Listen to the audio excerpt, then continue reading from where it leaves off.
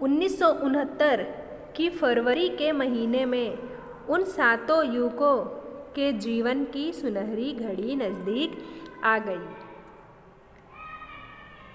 Kilimanjaro पर चढ़ाई शुरू हो गई। केन्या के नेत्रहीन मंडल के एक सक्रिय सदस्य एलेक्स मकाए ने इन जवानों की हिम्मत की प्रशंसा करते हुए कहा कि नेत्रहीन युवकों का यह साहस कोई हंसी मजाक नहीं है। नेत्रहीन किसी झोपड़ी की छाया में बेकार बैठकर परावलंबी जीवन बिताना नहीं चाहते, क्योंकि नेत्रहीन है वो अपने आप को आगे रखना चाहते हैं, वो अपनी हिम्मत को बढ़ाकर ये कार्य को पूरा करना चाहते हैं। यह साहस इस बात का सबूत है कि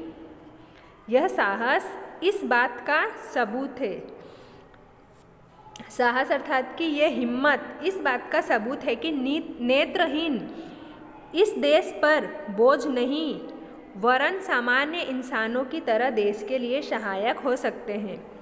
वो इस देश पर बोझ नहीं बनना चाहते हैं, वो इस देश के लिए कुछ करना चाहते हैं।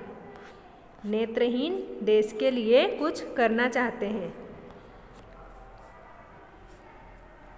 इन साहसियों का सफ़र बढ़ा।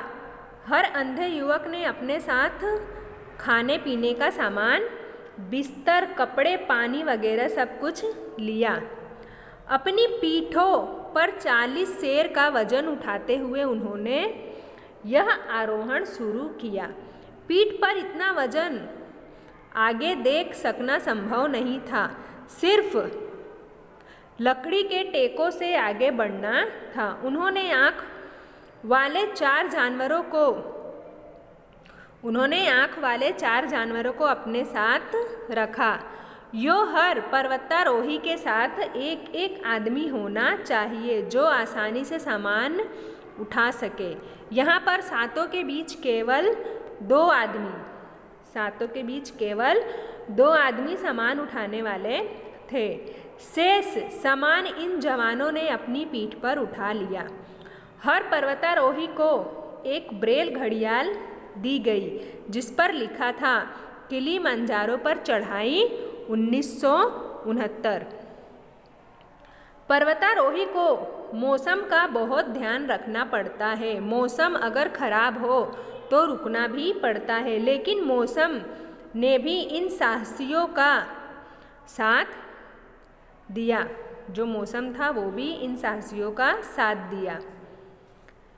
हिम्मते मर्दा तो मददे खुदा। 3 दिन तक केन्या के रेडियो स्टेशन से इन पर्वतारोही के लिए मौसम संबंधी सूचनाएं खास तौर से प्रसारित की गई। पहले ज़माने में क्या होता था बच्चों, पहले जो सूचना मिलती थी, अब तो क्या होता है कोई भी सूचना हमें फ़ोन के द्वारा, व्हाट्सएप के द्वारा पता चल जाती है, लेकिन पहले नहीं ऐसा होता था। पहले रेडियो के द्वारा हमें सूचना प्राप्त होती थी।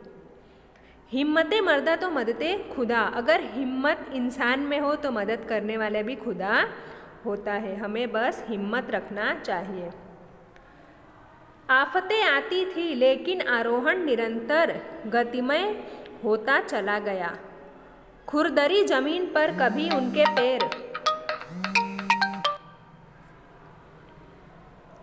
कभी उनके पैर फिसल जाते और पीठ पर इतना वजन धारण करने से उन्हें चोट भी लगती, मगर वे अपने कपड़ों को झाड़कर फिर से खड़े हो जाते। उनके हृदय जोश से भरे हो, उनके लिए ऐसी मुसीबतों का कोई अर्थ नहीं था। वो इतने साहस कर चुके थे कि अब उनके लिए मुसीबतों का कोई अर्थ ही नहीं रह गया था। एक दिन बीत गया। रात को सभी ने आराम किया और फिर आगे चलना शुरू। दूसरे और तीसरे दिन बगैर रुके आरोहण चालू रहा। ठीक 3:30 के बाद ये अंध साहसी 19,635 फीट की ऊंचाई वाले गिमलेन वाइंट नामक स्थान पर पहुंच गए। शिखर तक तो वे आ चुके थे, अब आखिरी चढ़ाई शेष थी। अंध युवकों के साथ रहने वाले विशेषज्ञों ने सूचना भेजी। उनके साथ जो रहते थे विशेषज्ञ, उन्होंने सूचना भेजी। भव्य मुहूर्त अब आ पहुंचा है, हम सभी शिखर तक तो आ गए हैं, इस प्रकार की सूचना भेजी।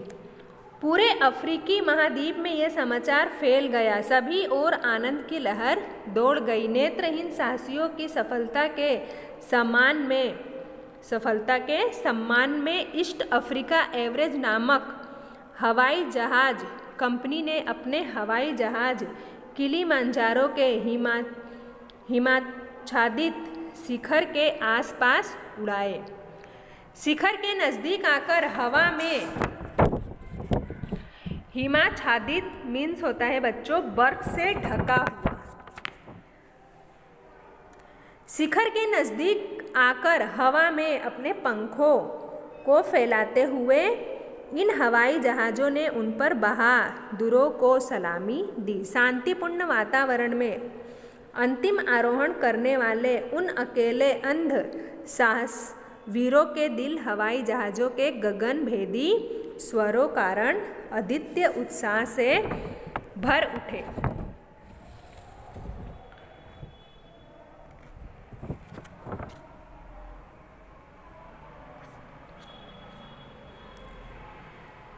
वे जो चोटी के नज़दीक आते जा रहे थे, त्यों ठंड का जोर बढ़ता जा रहा था। वो जैसे जैसे चोटी के नज़दीक जाते जा रहे थे वैसे वैसे ठंड और ज़्यादा बढ़ते जा रहा था। पारा 0 डिग्री सेंटीग्रेड से नीचे पहुंच गया था। विशेषज्ञों ने आसपास की रमणीय सृष्टि का वर्णन किया। इन वर्णन को सुनकर उन 7 अंध युवकों को रोमांच हो आया। उन्हें ऐसा लगने लगा मानो वे स्वयं इन दृश्यों को देख रहे हो। किलिमांजारो पर्वत के सुषुप्त ज्वालामुखी जैसे कीबो शिखर की चोटी पर पहुंचने के लिए काफ़ी घूम कर जाना पड़ता है। उस समय ऐसा लगता है मानो किसी बड़े बुर्ज की प्रदक्षिणा की जा रही है। उनके लिए 3000 फुट की दूरी तय करनी थी। चढ़ाई भी बहुत कठिन थी। चारों तरफ बर्फ ही बर्फ। उन बर्फ को काट काट कर आगे बढ़ना था। इस 3000 फीट की दूरी को तय करने में उन्हें 9 घंटे लगे। इसमें भी उन्हें बर्फ में रास्ता बनाने में 4 घंटे का समय लगा। बर्फ को तोड़कर मार्ग बनाना पड़ता था। बर्फ को तोड़ के उन्हें रास्ता बनाना पड़ता था। फिर वे सीढ़ी बनाते हुए आगे बढ़ते। सन 1969 के फरवरी महीने की 22वीं तारीख इस दिन नेत्रहीन बहादुरों ने अफ्रीका के सबसे ऊंचे पर्वत के सर्वोच्च शिखर कीबो पर अपने कदम रखे। 19,340 फीट के आरोहण के बाद इन्होंने संसार की एक अद्वितीय सफलता प्राप्त की। अद्वितीय अर्थात कि बच्चों अनोखा बेजोड़ सफलता उन्होंने प्राप्त की, जिसकी किसी को आशा नहीं थी। ऐसा उन्होंने कर दिखाया था। साहसिकों की विजय का संदेश धरती पर पहुंचाया गया। उनका साथ देने वाले जेफ्रे शेलिस्वरी ने खबर दी। मुश्किलें बहुत सी आई, लेकिन उनके पुरुषार्थ के सामने सब नाकामयाब साबित हुई। उन्होंने जो काम के लिए ठाना था बच्चों, उसमें उनको मुसीबतों का बहुत सामना करना पड़ा, लेकिन उन्होंने हिम्मत रखा था कि मुझे ये काम करके दिखाना है। ये जवान बहादुर सचमुच अद्भुत हिम्मत वाले निकले। बहुत ही ये हिम्मत वाले अर्थात साहसी निकले। इंग्लैंड की रानी एलिजाबेथ ने बधाई भेजी। उन्होंने बधाई भेजी। 1953 में एवरेस्ट शिखर पर आरोहण करने वाली टुकड़ी के नायक लॉर्ड हंट ने बधाई दी। लॉर्ड हंट ने भी बधाई दी। सचमुच इन नेत्रहीन जवानों ने ऐसा साहस कर दिखाया जो सामान्य आदमी को भी आश्चर्यचकित कर दे। ये नेत्रहीनों ने ऐसा साहस कर दिखाया था कि जो सामान्य युवक को भी आश्चर्यचकित कर दे। सामान्य युवक भी ये करने के बारे में उन्हें सोचना पड़ता है, लेकिन उन्होंने बिना आँख होते हुए भी ऐसा साहस उन्होंने कर दिखाया। तो बच्चों ये लेसन ख़त्म होता है और ये लेसन पढ़ के हमें, ये पाठ पढ़ के हमें ये सीख मिलती है कि यदि हम मन में कोई काम करने का दृढ़ निश्चय कर ले तो मार्ग में आने वाली कठिनाइयों का सामना करने की हिम्मत हो और अपनी शक्ति पर पूरा विश्वास हो तो कठिन से कठिन काम पूरा होने में कोई अड़चन नहीं आ सकती। इस पाठ में यही संदेश दिया गया है। 7 नेत्रहीन युवकों ने अफ्रीका के सबसे ऊंचे पहाड़ किलिमांजारो पर चढ़ने का निश्चय किया और अपने पुरुषार्थ के बल पर वे इसके सर्वोच्च शिखर कीबो पर कदम रखने में सफल रहे। धन्यवाद बच्चों।